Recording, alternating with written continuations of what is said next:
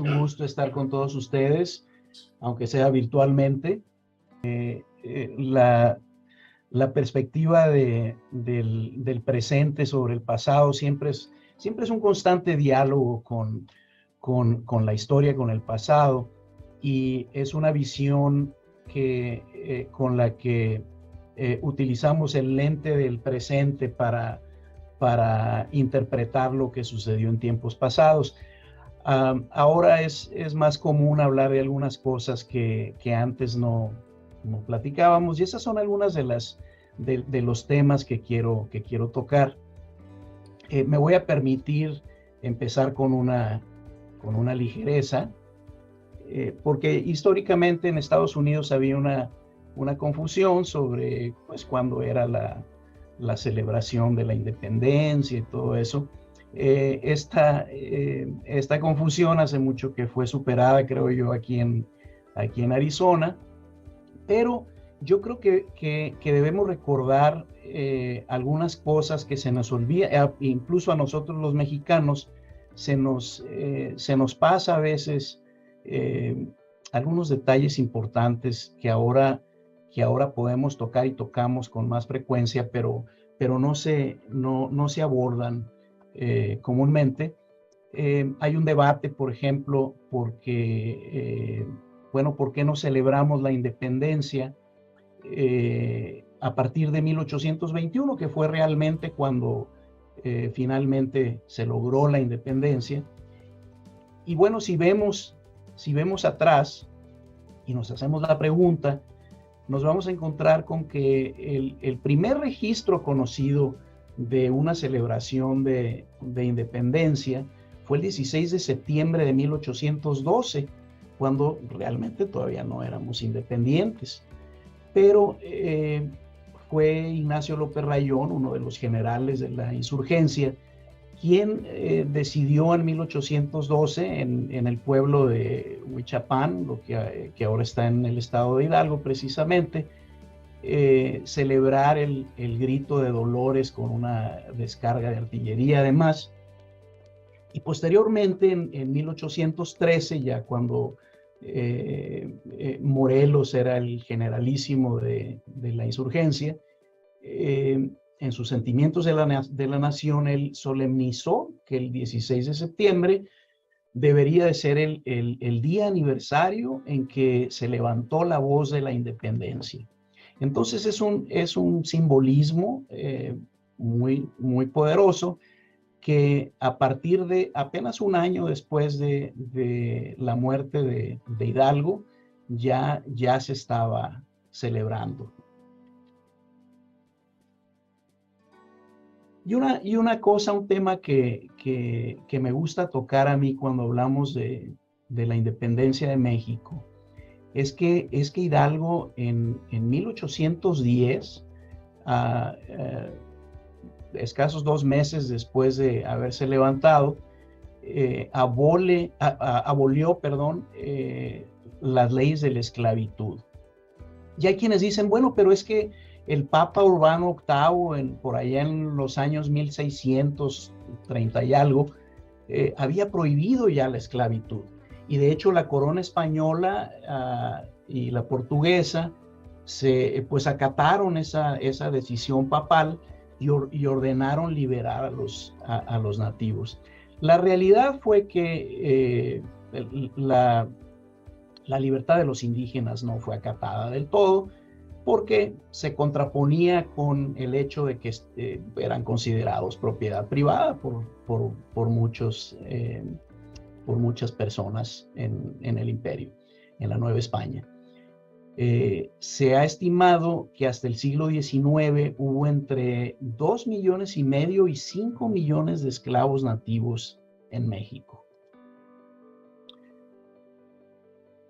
Y luego cuando Morelos toma pues el liderazgo de la insurgencia, el 5 de octubre de 1813, emitió un decreto en el que declaró la abolición de la esclavitud y nuevamente la liberación de los esclavos, con lo que se reafirmaba precisamente las premisas de Hidalgo sobre una nación justa e igualitaria. Decía él que la esclavitud se proscriba para siempre y lo mismo la distinción de castas, quedando todos iguales, y solo distinguirá a un americano de otro el vicio y la virtud. Muy concreto, muy poderoso. Y bueno, no sería hasta el primer presidente de México, Guadalupe Victoria, quien emitió un decreto para comprar la libertad de los esclavos, pagando a sus propietarios por ella, pero pues se limitaba a los fondos que se reunieran para tal efecto. Pero bueno, le daba continuidad, le seguía dando voz a esos decretos de Hidalgo y de Morelos, ¿verdad?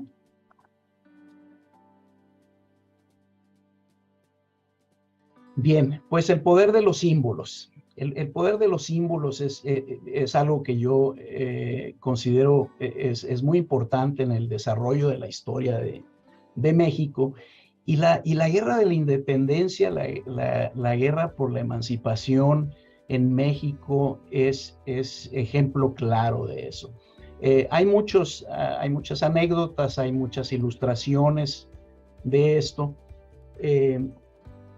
Y bueno, el papel de la iglesia, que jugó la iglesia, precisamente fue muy importante y estaba de alguna manera conectado precisamente al uso de los símbolos. No todos los curas y religiosos, por cierto, que participaron en el proceso de independencia fueron insurgentes. Algunos también pues estuvieron del lado de las tropas realistas. Y cuando hablo de símbolos, pues me estoy refiriendo precisamente al símbolo más importante de la unificación del país, que fue en su momento la Virgen de Guadalupe, e Hidalgo precisamente utilizó como estandarte. Pero resulta que, por cierto, José María Morelos declaró también a la Virgen de Guadalupe la patrona de nuestra libertad.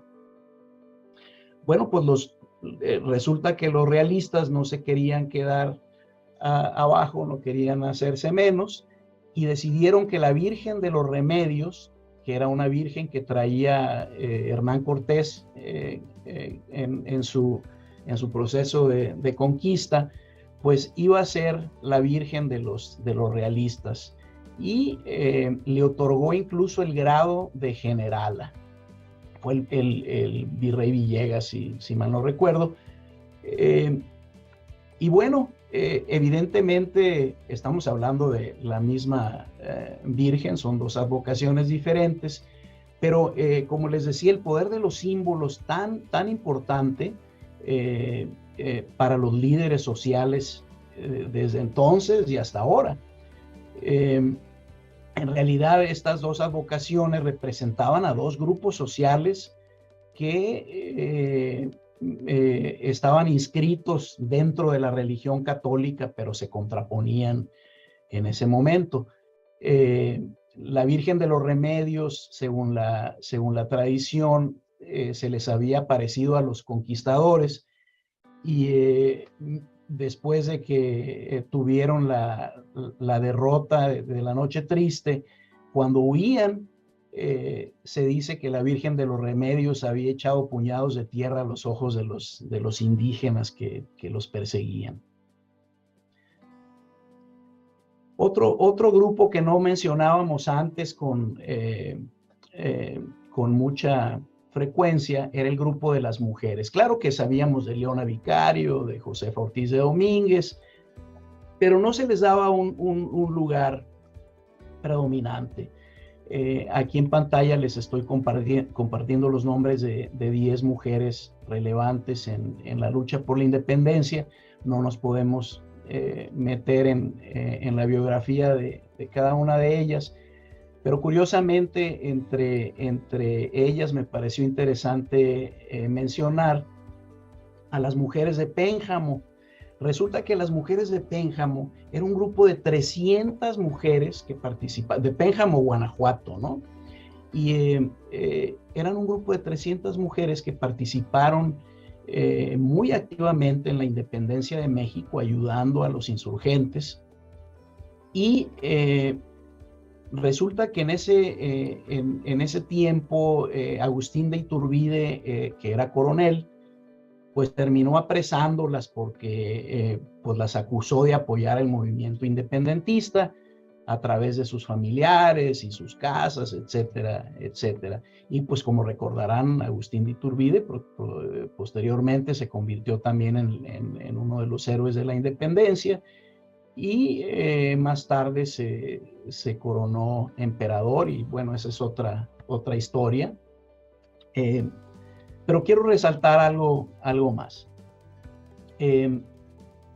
Todavía al llegar Vicente Guerrero a la presidencia de México, nuevamente hizo una declaración para abolir la esclavitud en la República. Y decía: son por consiguiente libres los que hasta hoy se hubiesen considerado como esclavos. Entonces ya estamos hablando de 1829 y todavía estábamos en ese proceso.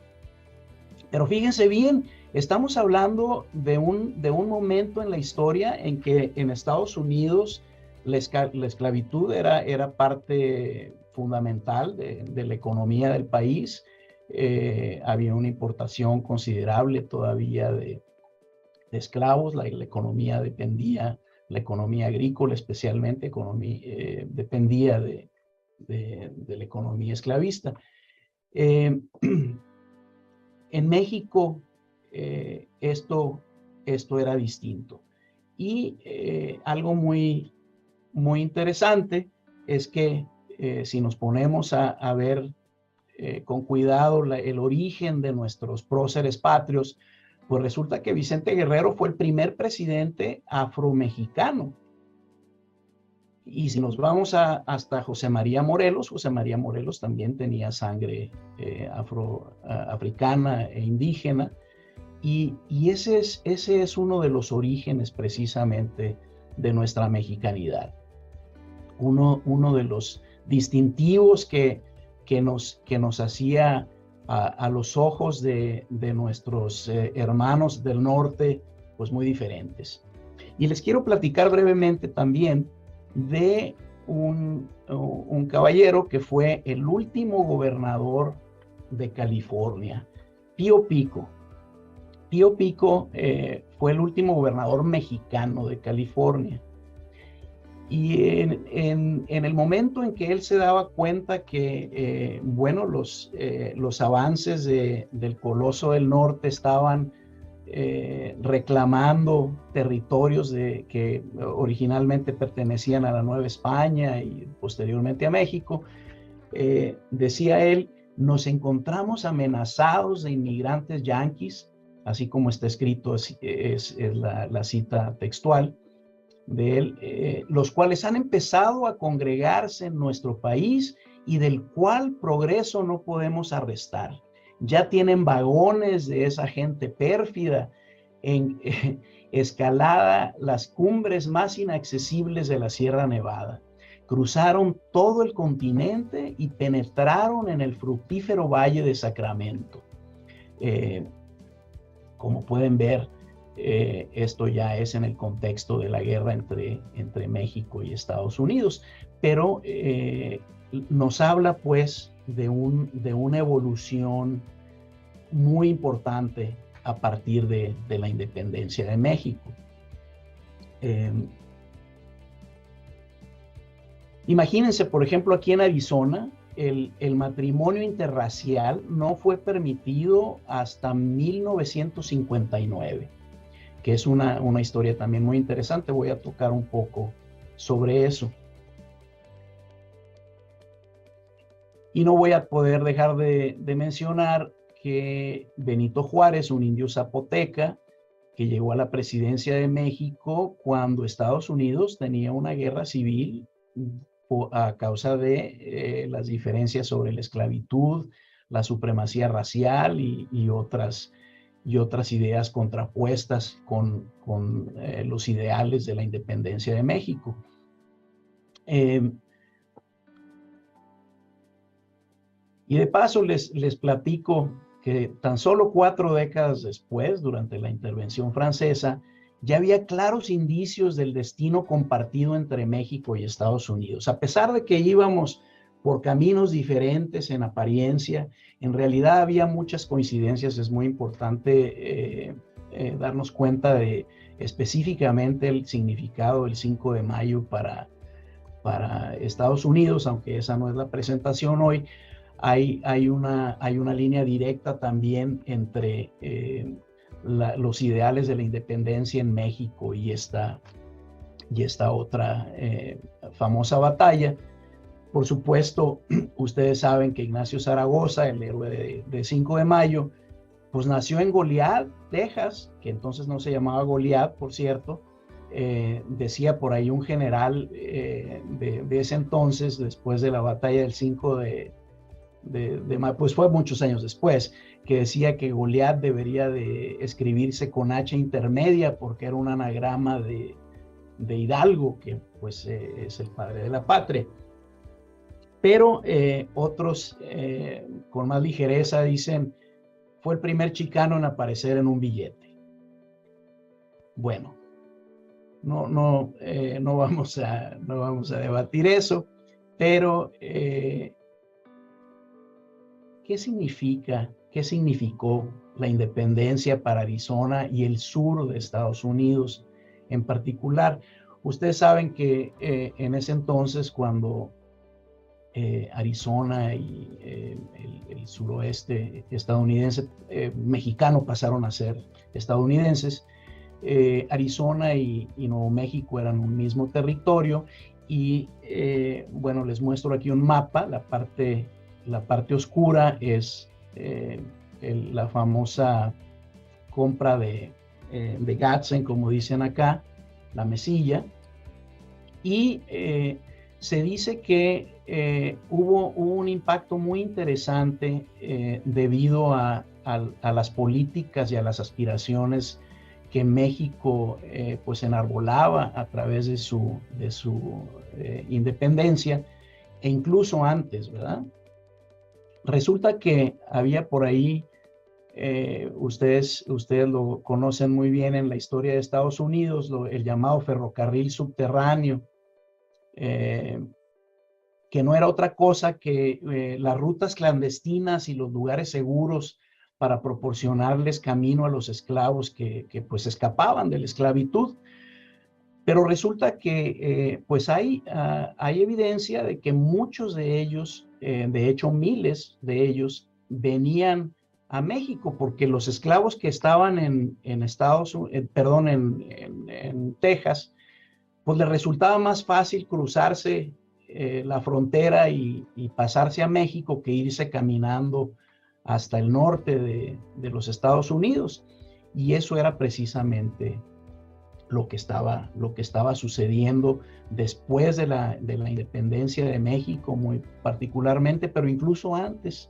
Hay por ahí una académica una historiadora que se llama Alice Baumgartner, que nunca me acuerdo bien cómo pronunciar su apellido, pero bueno, ella dice, miles cruzaron la frontera y México jugó un papel importante en su liberación, así como en el curso que siguió la Guerra Civil estadounidense, que no es el tema necesariamente, pero es lo que les platicaba de que hay una línea, hay una conexión también con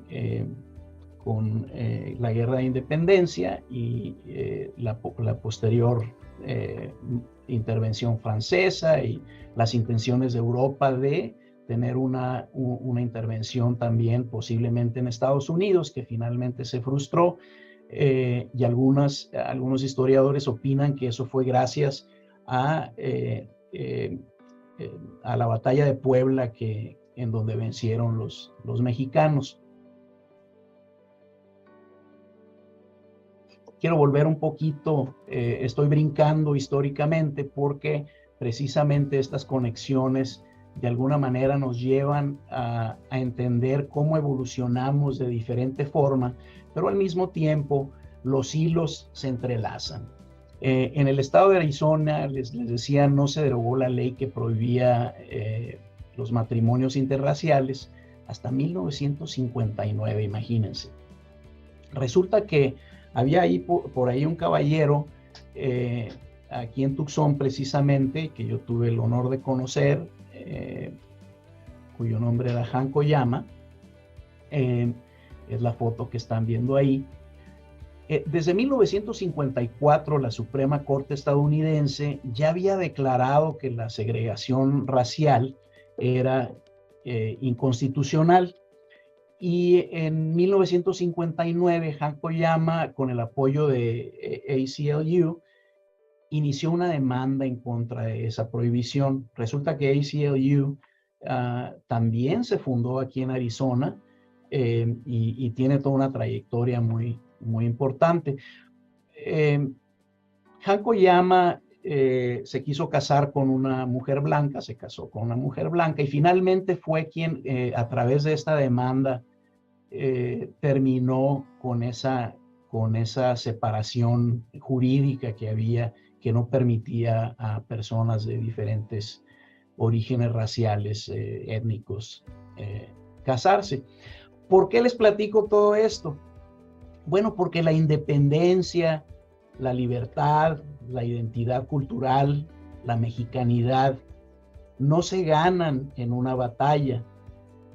Se tienen que defender y se construyen día a día. Una acción a la vez. Y me acuerdo de otra anécdota a propósito. El señor Oyama trabajó aquí en Pima Community College, fue director de educación bilingüe y de estudios internacionales, pero además había otro señor aquí, no voy a mencionar su nombre porque no le pedí permiso para nombrarlo, de origen chino. Hay una comunidad china importante aquí en Tucson, pero en aquel tiempo todas las minorías estaban juntas y crecían al lado de la población hispana, de la población mexicana predominantemente de aquel entonces. Y este amigo de origen chino me decía que él no sabía que era chino hasta que su mamá le dijo a los 11 años que pues no era mexicano, hablaba perfecto español, igual que el señor Oyama, perdón, que era de origen japonés, pero había esa hermandad entre las minorías porque estaban segregadas de igual forma. No voy a ahondar en esto porque se me está acabando el tiempo, pero les muestro unas fotos de Han Koyama cuando finalmente se casó. La mamá de él era de Hawái, pero creció en México. Y bueno, tuvieron que pasar por muchos retos, entre otros la segregación, las diferencias raciales que ya sabemos han existido en este país y todavía luchamos en contra de ellas. Y me voy a ir ahora a la celebración de independencia en Arizona. Resulta que en 1920 ya había reina de la independencia y había hasta un desfile que se llevaba a cabo en la ciudad de Tucson. Y por aquí hay otra foto de un grupo celebrando la independencia ya en 1937 aquí en Tucson. Si pueden ver, atrás se distingue la imagen de Lázaro Cárdenas.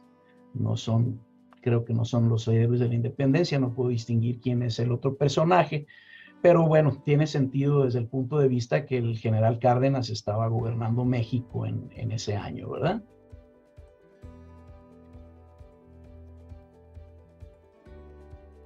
Finalmente, el mes de la hispanidad en Estados Unidos coincide con la celebración de independencia, no nada más de México, sino de numerosos países latinoamericanos, Costa Rica, El Salvador, Guatemala, Honduras y Nicaragua celebran su independencia el 15 de septiembre y México y Chile el 16.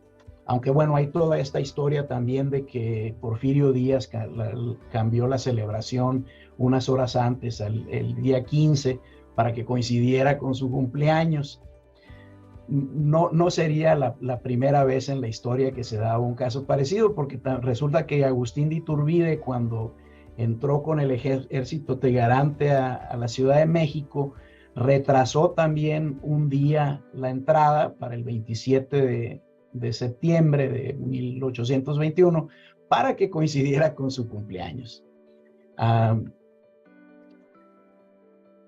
Pero en fin, en este año en que celebramos el 200 aniversario de las relaciones diplomáticas entre México y Estados Unidos, yo diría que la herencia mexicana en este país tiene raíces más profundas que cuando el sur de Estados Unidos pertenecía a México.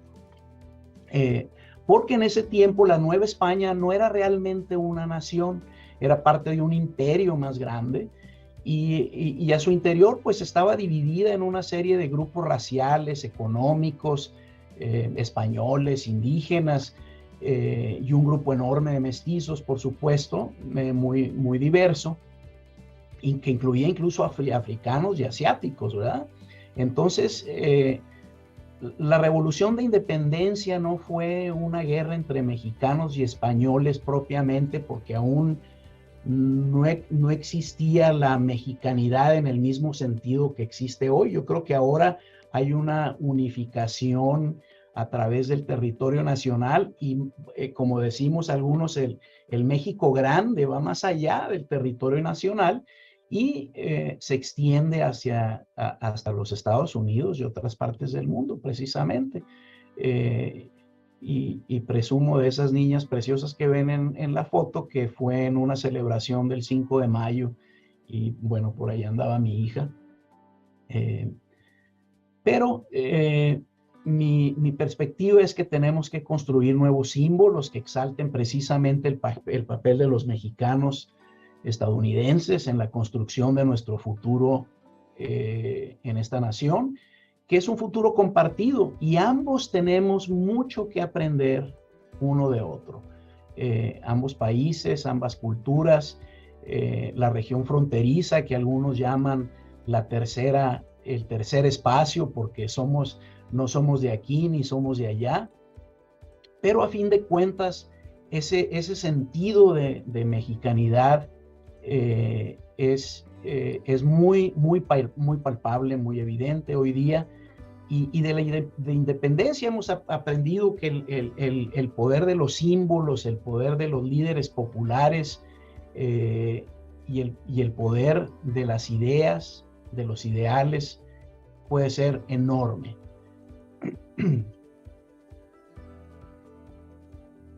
Y para terminar, quiero decir que México y Estados Unidos caminamos inevitablemente juntos. Esperemos que hacia un futuro luminoso, que podamos seguir compartiendo como hemos compartido hasta ahora y que creo yo está inexorablemente ligado uno a otro. Entre nuestros dos países hay una interdependencia y es algo que creo vamos a beneficiarnos uno de otro, porque como decía Helen Keller, solos no podemos hacer mucho y en compañía podemos hacer tantas cosas. Muchas gracias por su atención. Creo que me extendí un poquito, pero aprecio mucho que se hayan tomado el tiempo de escucharme.